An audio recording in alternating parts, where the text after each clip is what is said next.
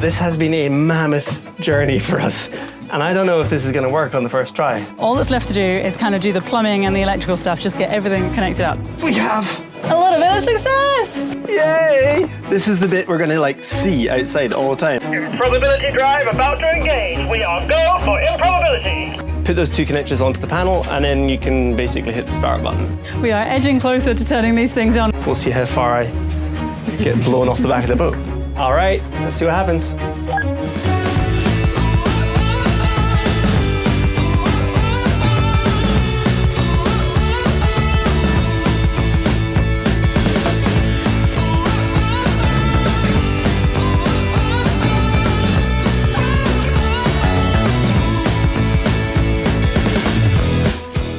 Last time on Red Seas, after lifting our second new engine into the boat, it was time to prepare for the cyclone that was about to hit us here in Tahiti.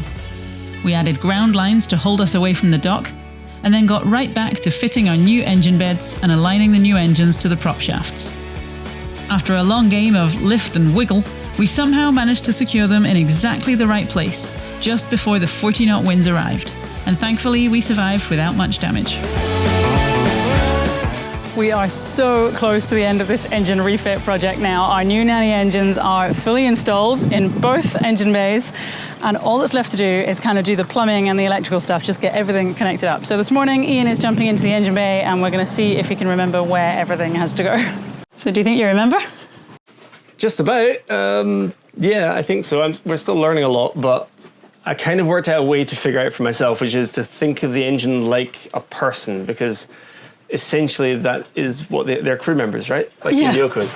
So the way I'm looking at it is, if you think of people, a lot of people say to stay alive, you need food, you need water, and you need warmth, right?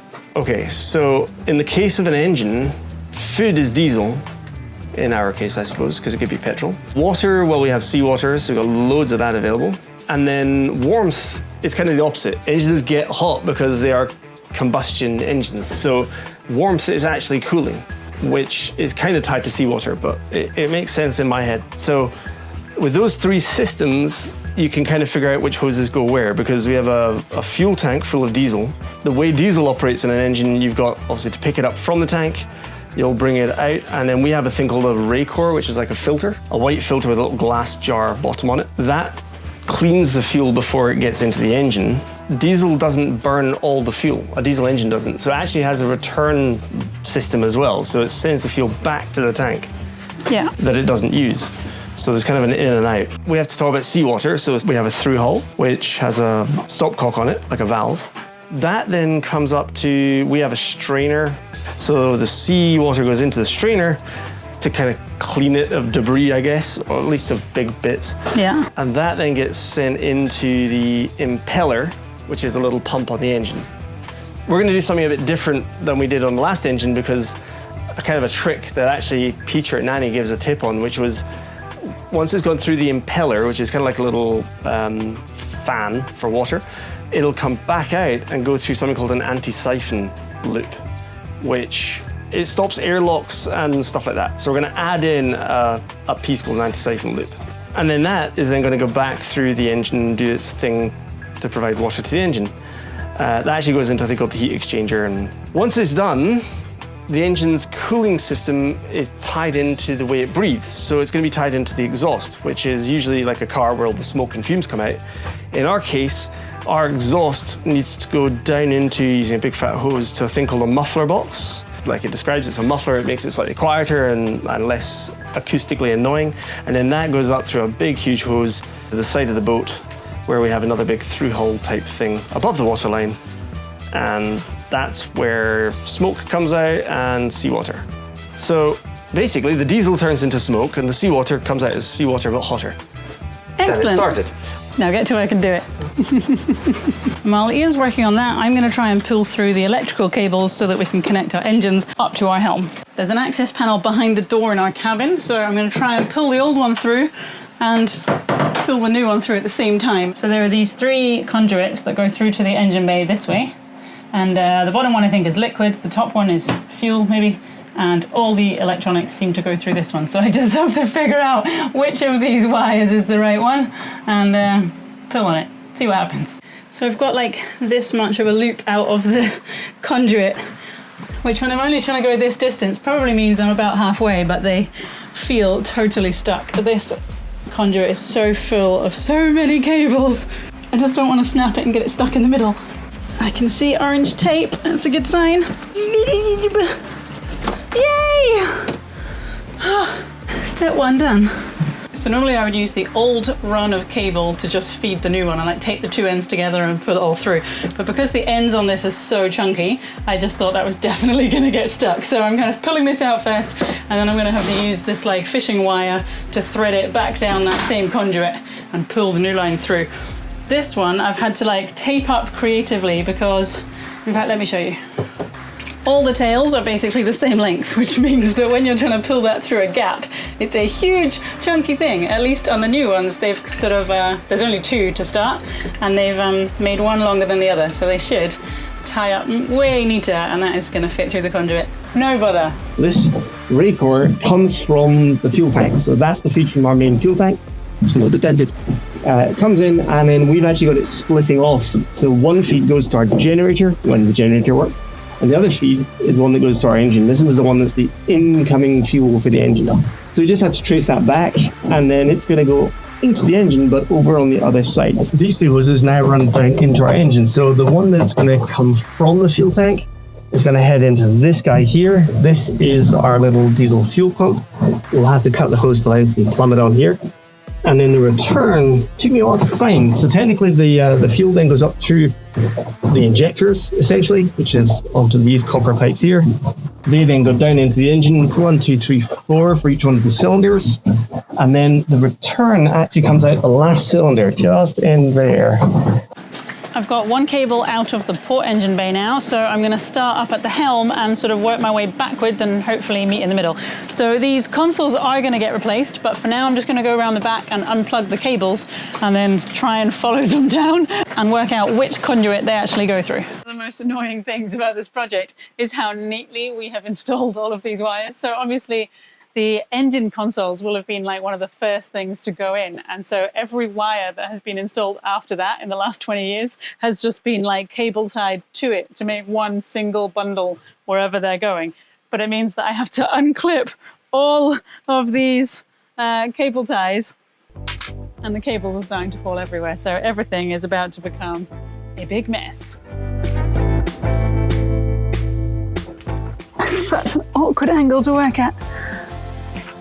So I've cut all the zip ties that I can going along the top and then down the corner, and now I can't climb into this cupboard anymore. So I'm going to have to go underneath and see if I can reach up, but this whole thing is so uncomfortable.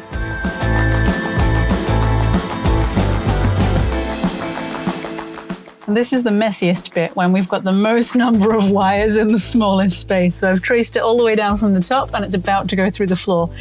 But I just have to figure out where it goes in all of this. So they come down here, I've got as far as that, and then they go down the middle of this, disappear at the bottom in this big tangle of wires. All right, so we're on to the raw water side of things, which I mentioned that anti-siphon loop, which is basically one of these things. The idea is that liquid can come in and then out, and if any air gets trapped in, it can be relieved to the pipe. But also, if any water is like trying to reverse it, so if you resist them, you get a little bleed here as well. They're a bit smarter than I'm describing, but you get the idea. The wire you see inside here is actually steel. It stops the hose from collapsing when under negative pressure, but it also is quite difficult to get cutting through it. So I have a mini Dremel that I've been using. So between a hacksaw to get to the rubbery plastic and a Dremel, it's surprisingly industrial to cut a hose in half. We've now got all the raw water plumbed in back here. It's a little bit modern art, but it'll do the job. So it comes, raw water comes in here, comes out, up around the loop, back down, and then goes around the hose. All right, that was a mission. I have done really well to keep the ends on this so far, but I'm not entirely sure it's worth it. It gets down to this corner here and there are so many cables turning 90 degrees and all going in different directions. I think it's going to be easier to just chop these ends off. It's not like we need these cables anymore. And then I should just be able to pull all of this through from the cabin. The whole outside of this cable is just electrical tape. Oh, yay! Now we have an end. So I'm currently sitting where our muffler or silencer box would be. The heat exchanger feeds out through the exhaust, and this is it's called the exhaust elbow. And on our old engines, this was 75 millimeters diameter, so quite large. On the new engine, it's only 60, so it's 15 millimeters narrower. Unfortunately, the muffler box, it has a 75 millimeter inlet. What we've done is we've made some calls. We've actually called around to pretty much the entirety of Tahiti at this point, and I'm not really exaggerating. And we got in touch with some guys who say that they can do some welding work for us. And what they're going to do is not weld the engine. We're going to keep that at 60 millimeters, the way it's supposed to be.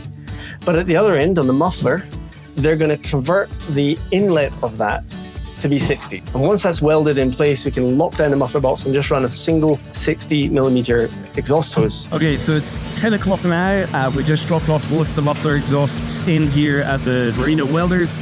And amazingly, he says if we get here before 2 o'clock today, he should probably have them finished for us, which is amazing. He doesn't confirm the price, or he said maybe there's a little special price if we came directly, that kind of thing. But yeah, we're going to keep in touch by WhatsApp, because that's the most official way to keep things around here. And hopefully, we'll have exhausts by the end of the day. Meanwhile, back on Indy, I was in the engine bay running the new cables through the centre of the boat and down to meet the engines.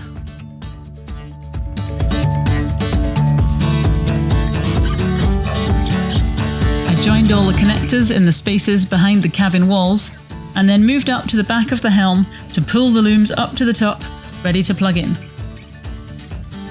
So this morning we dropped off the muffler boxes. They are now with the welder, who hopefully will have them done before the end of the day, like a 4-hour turnaround.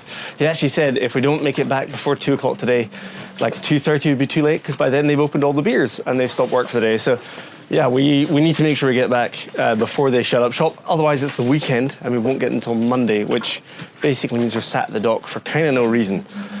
So while we're waiting on those, I figured I'd need to push on, because now that we've rushed those guys, we need to make sure that we actually do leave the dock. And we do have quite a lot still to do.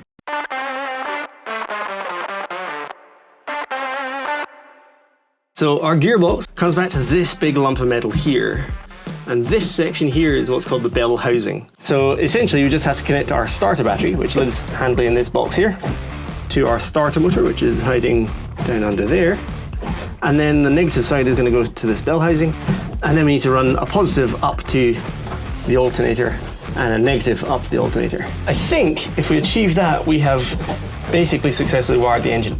So when we were taking everything apart before, we went to town on taping everything up with labels so that you knew exactly what everything was.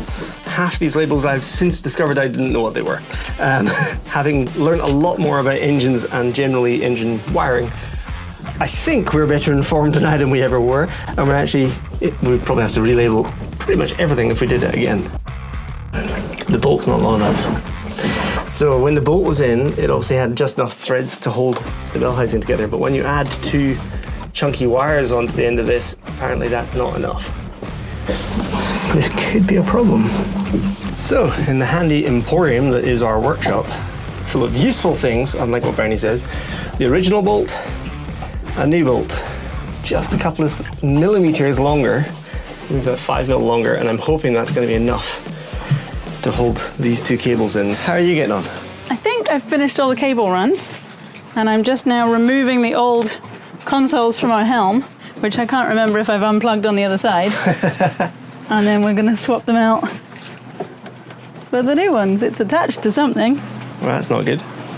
It's actually pretty cool, because the new consoles are just 2 wires from that loom. You don't need to run any extra power to them. I was checking with the guys in Nanni last night, and they were saying, yeah, it's a plug and play. You just put those 2 connectors onto the panel, and then you can basically hit the start button, which is great, because if you look at the old Yanmar solution, it's kind of a rat's nest by default. Like from the factory, they make a mess of it. And I'm sure the age of our boat doesn't help, and I'm sure they've changed it since. But this is what they thought was reasonable. back in the day. Look at that. Like, it's just all over the place. Yeah, so all of the cable looms were just wrapped up in electrical tape. So when you're like pulling through these like 6 meter long looms, it just completely disintegrates in your hands and gets sticky everywhere and is a total mess. So the new ones are going to be so much neater and nicer. Because they're like proper multi-core cables with rubber Yeah, covers. it's like actually being finished. Who'd have thunk it? All right, consoles are out, and now we have to find the new ones to put the shiny new boxes in. Yay! This is the bit we're going to like see outside all the time. So, Ooh, So, shiny, shiny. they have a couple of different models. This is the one that the guys at Nanni suggested for us. This one basically has, what's it called again? The C4, I think it is. They have one that's like literally just the buttons. Okay. And then there's a different number of gauges. But this one has, I think, every sensor we have on the engine is on an analog gauge, which is kind of cool. Yeah. Obviously, we're hoping to tie it into the iNav4U system, so we'll be able to get all of this data up on screens anywhere in the boat as well. But I mean, there's just so many cool things about this that make it so easy. Particularly, it has one of those rocket launch switches. You're going to do that every time, aren't you? Arm the engines! Countdown to launch. Yeah, exactly. Actually, on that point, I think the way it works, we actually switch on the panel to give power, and that's kind of like the power to the solenoid. And then our engines are like rockets. They work on a push button, which for some people has been like the norm for a decade or more. We're just entering the 21st We century. finally yeah. are, yeah. We used to use like a big handle on the front of the engine that we have to turn. In our case, this is futuristic. So yeah, we should be able to now just press to start the engines and they'll fire up. And then yeah, we have like RPM, warning lights, pressure for the oil, and temperature. So all pretty straightforward. And then on the back, the whole thing, Yeah, it's literally just... we better remember to take the keys off. I would have installed that and just left those hanging in That behind. could be maybe that's a Yeah, we security might feature. need those. Yeah. And then the whole thing is just 2 wires, like Yeah. 2 loom connectors. So patch those into the ones you've been pulling through, and then I think we're ready to rock. So I think that the hole that we have left from our old consoles is actually slightly bigger, annoyingly, than the hole that we need.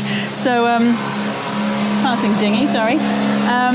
We will need to kind of beautify things later. I'm hoping it's going to fit vertically, and then we'll just have a little gap either side. Here comes the moment. Are we taking the keys off? Or are we Not just right gonna... now. Just, All yeah, right, let's okay, just, great, yeah. They'll work by magic. So when you need to start it, you have to go around the back and inside and get the key. exactly. Yeah, we'll figure that out. Oh. We gotta do some fiberglass work. Oh, So it sort of holds itself for now. okay. And then we'll Vertically. pull a pad or something. And then, yeah, I just need to figure out what to do to hide it. And then this green thing, which is horrible and I really want to replace, goes over there to keep everything a little bit dry. So you're not going to massively see this area of fiberglass. But yeah, we do need to obviously do something to kind of Seal them in. So yeah, we might have to leave the dock with them looking a bit rustic. But that won't be for long. Obviously, once we manage to find ourselves a supply of, I don't know, starboard or yeah, I don't know. fiberglass or Learn how something, to we'll figure it jump out it. and it'll look all pretty and shiny. It's going to look so good.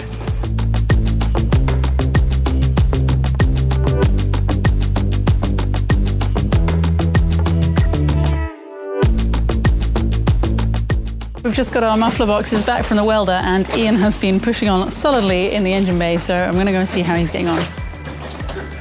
How's it going in the deep dark cave? It's hot. It's so hot in here. So, because it's getting later in the day, the sun comes streaming in the back, so this slowly becomes a bit of a sauna. Yeah. However, we are progressing. We're really getting there. I've decided to move on to, well, kind of finishing stuff up. So, I'm now doing the cable controls that control our gear shifter and our throttle, which they're kind of like the brakes on a bike. Okay. So you pull the handle and it kind of pulls a wire which squeezes discs. Well, in this case, you pull a wire up at the handle of the helm, which is like a throttle control, and it pulls on the wire inside here, which then you won't be able to see right now, but pushes or pulls on this section here, and that basically pulls this tiny little lever into gear, into neutral, or into reverse. So it kind of has to mount here, and then the throttle works the same way and just pulls a little spring-loaded lever back down the engine there. And this is the new muffler box. So Not that the box is new. the box is original, very much so, yeah. So this one's slightly different to the other one because it's got this funny elbow in it, which everything I've read says it should never have that, but this was Leopard's design, so we're going to go with it. The reason being, this one actually exits underneath where the generator lives and then goes up through the flue or the chimney or whatever it's called, the exhaust pipe. So they built it this way from the get-go. The bit we've messed with, because this is becoming a Frankenstein, is this end. So you can see how it used to be 75? 75, yeah. That outside ring there is 75, and basically the guys today managed to cut that off. Take this 60mm hose or bar, it's also stainless, the same metal type, and then they've just done this really super neat weld. We just have to slot this guy back in place as best we can. So that's it now connected up through there, and then this tiny little distance should be simple because we just do a 60mm hose. It's just a bit of a tight wrestle bend to make it happen. Wiggle, wiggle. But because there's a stainless steel, there's two stainless steel wires, like a spring inside of this. So it's really not amazingly flexible. Oh, there we go. We can add the bike clips before I forget. We should say, actually, I meant to say this way earlier, but we have to say so many thank yous to the patrons. Like all of our patrons who've been supporting us through this with questions that we've thrown up every day as things have been happening. Yeah. And I was just getting flashbacks. So Lauren is one of our patrons who used to work with, I think he worked in like offshore oil rig engineering, or he was certainly in the merchant navy. I remember that because when we went through the Panama Canal, he actually sent through photos of when he went through, I don't know how many years before. Yeah. But he's been like advising when we were lifting the engines and stuff, and he's been giving horror stories about boats listing when he's put engines in. Funny. Some of those he says he isn't allowed to put in print, so I'm guessing I'm not allowed to talk about them here. But yeah, really, we both would like to thank all the patrons who've been involved in this, because you've helped us through this in a massive way. Yeah, so every night when we have finished working on the engines, we have then sorted through all of our footage, ready to edit later.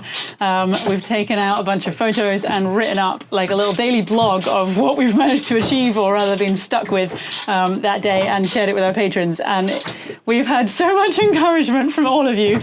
And like Ian said, so many answers to our questions when we've been stuck on literally millions of things. And people are like, oh, have you tried this? You've got a seized bolt. Well, have you tried that? Could you get this tool? Could you try this? And yeah, without you guys, we would definitely not be at this stage, and we would probably just be in a heap crying. So, in fact, even one of our patrons was even like, oh, I've been to Papi Efe. If you just want to go around the corner, you can chat to my mate. He might be able to help you out. Yeah, they were like, there's a shop just around the corner from where you are. Maybe try there and look in the tools section. Yes, thank you everybody for keeping us afloat.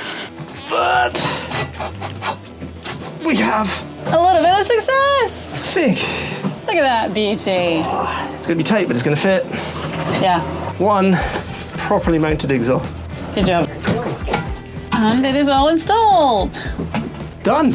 Hooray! So was exhaust the last thing? I think that ticks it off. Yeah, so let me think through. So we got fuel. Yes, so food, tick. Water, all of the water is done. I just opened the through hull, so that means that the raw water can get in through the boat and go up through all of this. Cool. And then warmth/cooling was the exhaust system, which comes out and goes through our new muffler setup, which then leaves. Excellent. All right, I think we might actually be done. We have added oil, we've added coolant, we've added lubrication to the transmission, so that should work. We've opened the through hull, we've opened the fuel tank, we've just primed the diesel pump, so I think all of that is good. So yeah, we should be good to go, I think. Oh, the one thing we're going to test is the throttle and gear linkages, just to be sure that we don't accidentally start the engine and suddenly race off in the wrong direction, or worse, can't select gears or something, who knows. So yeah, I'll coordinate with Bryony, we'll try and do a quick test of that, and then I think we can play. Okay, so since we can't really hear ourselves between the engine and the helm, we figured that we'd employ some radios, which we happen to have kicking around. These are pretty good. They have a crazy long range, so going all of like 7 meters is maybe a bit excessive. But anyway, it'll do the job. So hopefully, Bri, can you hear me? All good. Excellent. All right, let's test going into gear. Can you go into reverse on the port engine, please? Sure, going into reverse on the port engine now. Yay! It went into reverse. Okay, back to neutral. Right, back to neutral. Next up, we're going to test the acceleration cable. This is the one that's around here. This is the throttle to the engine. This is a little lever that swings back and forward based on this little wire or cable pulling it tighter. And then these are like stops, which control the idle speed and the maximum accelerator or RPM of the engine. That's the idea anyway. Okay, Bri, you ready? Ready up here. Improbability drive about to engage. We are go for improbability. Anything else is your own problem. All right, go for it. Accelerate. Any gear you like. I don't care. All right, port engine going into forward. Click. And now gonna accelerate slowly. We're about to go all the way to Mexico.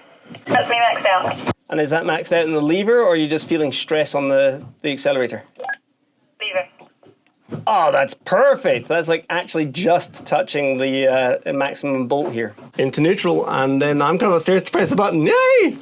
We are edging closer to turning these things on. We've just turned on the battery power to the both engine bays. Nothing went bang, good sign. I think we turn that key and it will start a whistle, which is the solenoid getting charge, and then it's just hit the start button. So let's see if it whistles.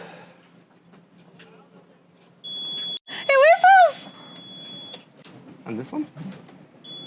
I know that's just a whistle, but it's such an exciting whistle. I mean, yeah, you guys might be like, big deal guys, whistles. You can do that with like, you can do that in post-production. That'd be easy.